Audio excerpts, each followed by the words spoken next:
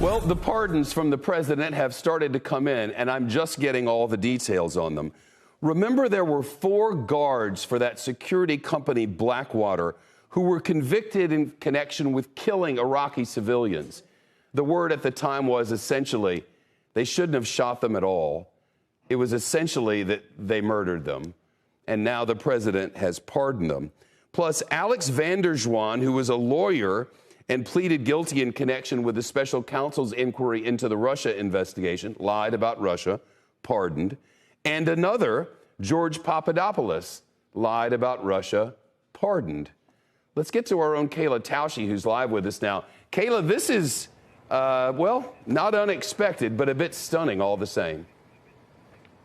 Not unexpected at all, Shep. We had been preparing for a spate of pre-Christmas pardons that advisors to the president had been saying would be coming. We were expecting them by the end of last week, but this list that has come together includes full pardons for 15 individuals and the commutation of existing sentences for 5 individuals. You mentioned some of the highest profile bold-faced names from this list, among them Chris Collins and Duncan Hunter, former congressmen from New York and California who pled guilty to securities fraud and misusing campaign funds. And then you also have those 2 former advisors to the Trump campaign, George Papadopoulos, who was a foreign policy advisor to the campaign, and Alex van der Zwaan, who was a former associate of Paul Manafort, the former campaign manager.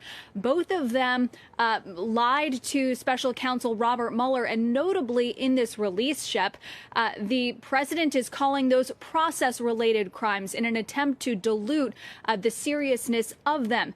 It is a very long list. It includes many individuals that were advocated for on behalf of many members of Congress, former members of Congress, and even some sitting election officials. There's a lot to go through, but certainly not unexpected in the final weeks of his presidency, Shep. You know, the 2 members of Congress were not convicted of process crimes at all.